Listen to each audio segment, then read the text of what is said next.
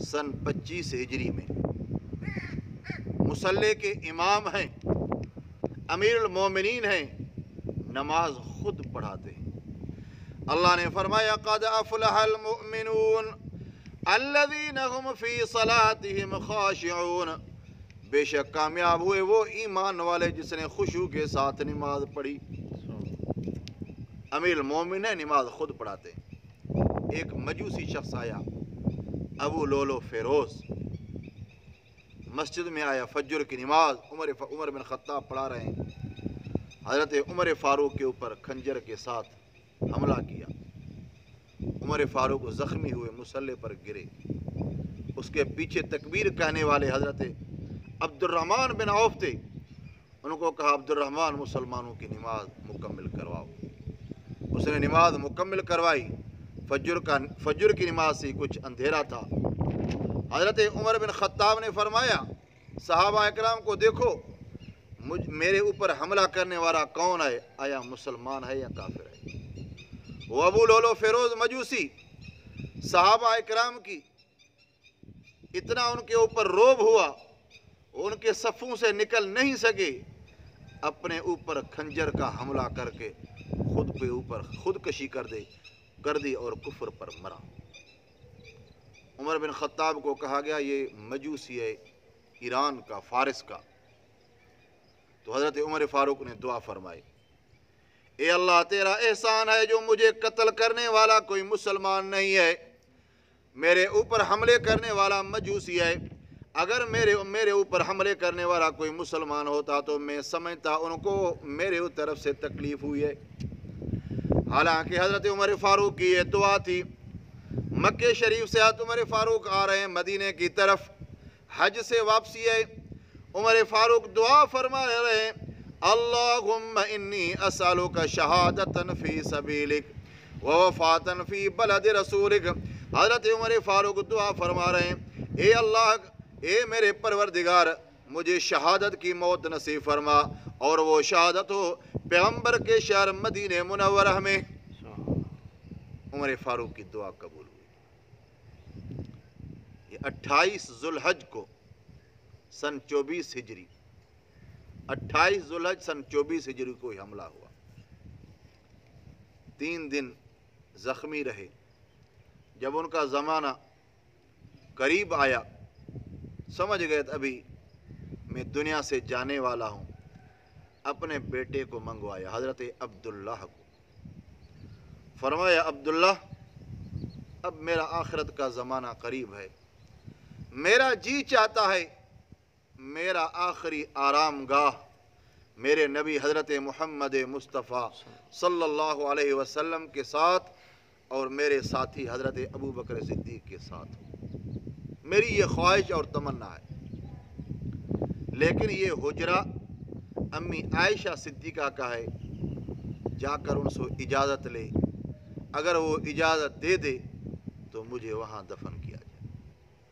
پر وہاں امی عائشہ صدیقہ کے پاس جاؤ، سلام کہو، ادب کے ساتھ بات کرو، اگر اجازت دے دو تو ٹھیک ہے، اگر اجازت نہ ملے تو آپ کی مرضی ہے۔ حضرت عبداللہ بن عمر رضی اللہ تعالیٰ عنہ امی عائشہ صدیقہ کے پاس آتے ہیں، ادب کے ساتھ سلام کہہ کر بیان فرماتے ہیں امی ابو جان نے بھیجا ہے، ابھی میرا وقت قریب ہے، میری تمنا ہے کہ میرا آخری آرام گاہ بھی گنبد خضرا میں ہو، پیغمبر کے ساتھ اور حضرت ابو بکر صدیق کے ساتھ۔ جیسے ہی الفاظ کہے امی عائشہ کے آنکھوں سے آنسو بہنے لگے۔ فرمائے عبداللہ یہ تمنا تو میری تھی، یہ خواہش تو میری تھی، میرے نبی حضرت محمد مصطفیٰ وہاں مدفون ہیں اور میرے والد محترم بھی وہاں مدفون ہیں، یہ میری تمنا تھی کہ میں وہاں دفن ہوں۔ لیکن میرے اوپر حضرت عمر فاروق کا یہ ایک احسان ہے، جو وہ احسان مجھے یاد ہے،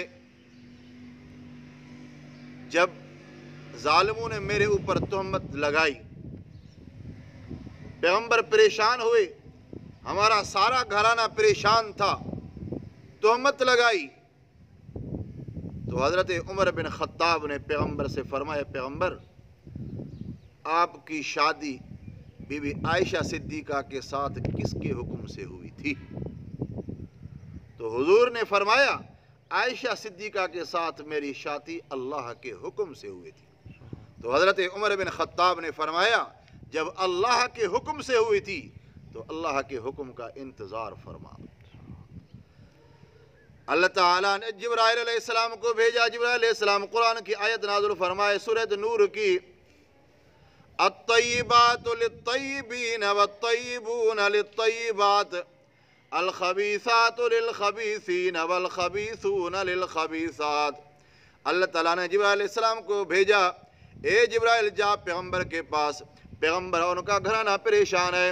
قرآن کی آیت نازل فرماتے ہیں جس میں آیت ہے الخبیثات للخبیثین والخبیثون للخبیثات، پلیت عورتیں پلیت مردوں کے لیے، پلیت مرد پلیت عورتوں کے لیے، پاک مرد پاک عورتوں کے لیے، پاک عورتیں پاک مردوں کے لیے۔ پیغمبر جیسے تم پاک ہو تمہارا گھرانہ بھی پاک ہے۔ اللہ تعالیٰ نے بی بی عائشہ صدیقہ کی پاک دامنی بیان فرمائی، پیغمبر کے سارے گھرانے کی پاک دامنی بیان فرمائی۔ حضرت بی بی عائشہ صدیقہ نے فرمایا حضرت عمر فاروق کے مشورے کی وجہ سے یہ قرآن کی آیت نازل ہوئی، عمر کا میرے اوپر احسان ہے، یہ احسان یاد ہے، اس لیے میں اجازت دیتی ہوں کہ عمر فاروق کو گنبد خضرا میں دفن کیا جائے۔ یکم محرم الحرام سن 25 ہجری کو حضرت عمر فاروق کی وفات ہوئی، شہادت ہوئی۔ شہادت کے بعد جنازہ نماز پڑھی گئی اور گنبد خضرا میں دفن کیا گیا۔ اس لیے آپ جائیں، اللہ تعالیٰ آپ کو مکہ مدینہ کی زیارت نصیب فرمائے۔ وہاں پٹیاں لگی ہوئیں، لکھا ہوا ہے سامنے ہونا محمد الرسول اللہ، ہونا ابا بکر صدیق، ہونا عمر بن خطاب۔